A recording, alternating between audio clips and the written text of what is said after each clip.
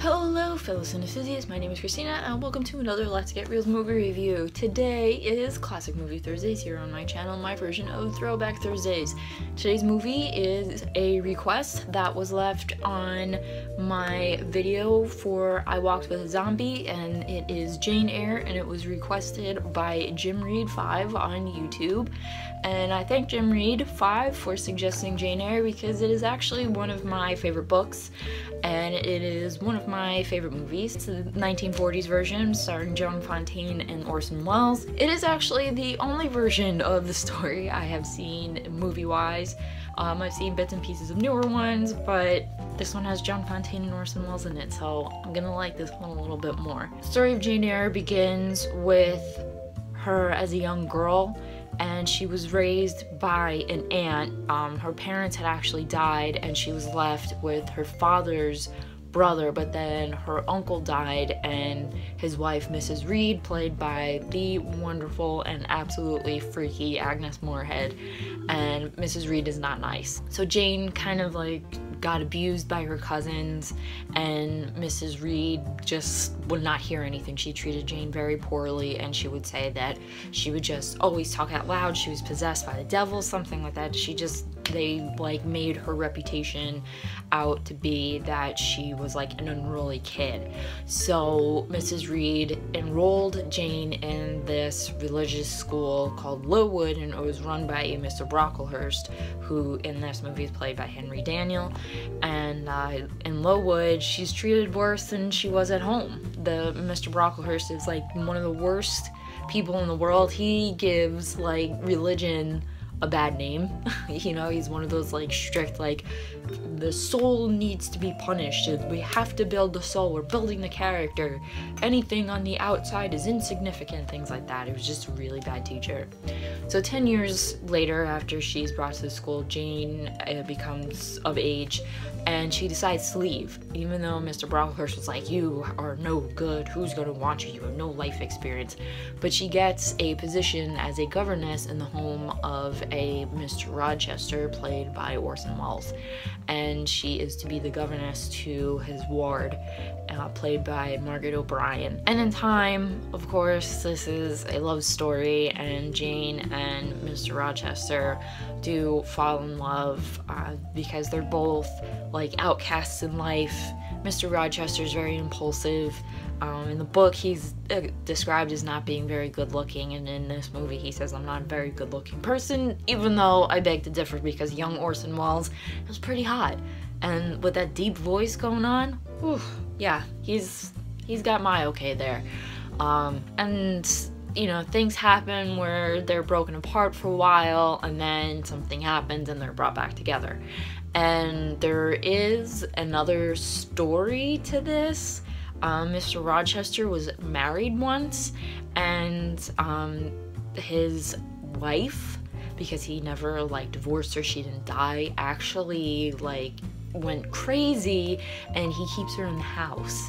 And you know, at night Jane starts to hear these like strange footsteps, this weird cackle, and Mr. Rochester's room is almost set on fire. But as I said, tragedy brings Jane and Mr. Rochester back together, and where they can be, you know, together forever. I love the story of Jane Eyre. As I said, there's a lot more to it, a lot more to the movie, a lot more to the book.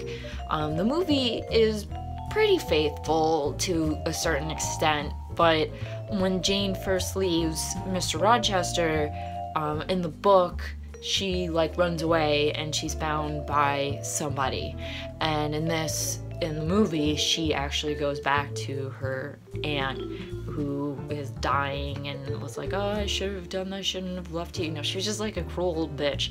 But Jane goes back to her, and then like they say that something made her like go back to Mr. Rochester, and that's how they wind up getting back together. But it's weird. It's like one of those weird love stories that's kind of like why is this a love story? This is so weird. It's so stupid. It's like, it's almost like one-sided. To me, since I've read it and I've seen the movie, I think Mr. Rochester is almost like a woman. He just does all of the gabbing, and Jane is actually very quiet and listens to him and talks to him, but she like just lets him go on, and he like complains, and he's like, oh, Jane, no, I love you, blah, blah.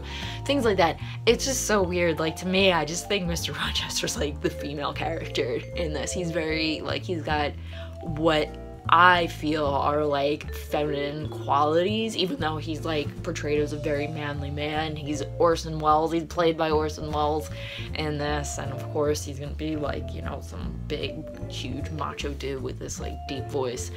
But yeah, that's just what I think of Mr. Rochester, especially in the book. I mean, obviously there's gonna be more in the book, and Jane is kind of like the dude. She just like lets him talk. She's more like level-headed to me than Mr. Rochester, both book and movie version. The only reason I saw Jane Eyre in the first place was because I'm a big fan of Joan Fontaine, and I think she's wonderful. I think she's a great actress. She's one of my absolute favorites. One of the first classic actresses that I ever really got into. And once I saw this, because I had only seen Orson Welles in Citizen Kane. I mean, who hasn't seen Citizen Kane? And I liked him so much better in this. I mean, you could tell the guy like really wanted control. Like, he totally has that like presence, and like he just, as soon as the camera's on him, he just like, he takes over. His presence takes over. But I kind of like the balance of Joan Fontaine and Orson Welles, because Joan Fontaine was always like, she always played like timid characters. Even though Jane was a strong character and she was very resilient, I think Joan Fontaine played her a little quieter, because I don't know, maybe if it was the direction, the way she was written, or maybe it's just me, how I perceive her character, especially after reading the book. Maybe it was Joan Fontaine just playing that, you know, like what she was used to, that reserved kind of character, that quiet character. Anyway, I liked it. I like her version of Jane. I just love her. I love how, like, she is timid. She plays Jane kind of timid, but yet she shows her resilience and her, like, will to just move on and go on to better things, if you will. That's my interpretation of the character, if you will, as played by Joan Fontaine. So that was my review of Jane Eyre that was requested by Jim Reed 5 on YouTube. And if you guys are like Jim and you want to request a movie for me to watch, give me a suggestion, and you'll see I give shout outs. So please leave your comments down below too, as well, if you have seen Jane Eyre, if you've seen this version with Joan Fontaine and Orson Welles, if you really like the story. Let's discuss everything, all the characters, along with your suggestions, so I can watch it and review it and give you a shout out. And it doesn't matter what kind of movies they are. They can be classic movies, they can be new movies, they can even be like TV shows on Netflix, or anything documentary on Netflix, whatever you got, because I also do a What's on Netflix every Friday. And don't forget to hit that subscribe button if you are interested in me reviewing classic movies, because I like to review classic movies and I do them every Thursday. Hit that subscribe button for more and more Let's Get Reel's movie reviews. And as always, keep watching movies and stay absolutely fabulous.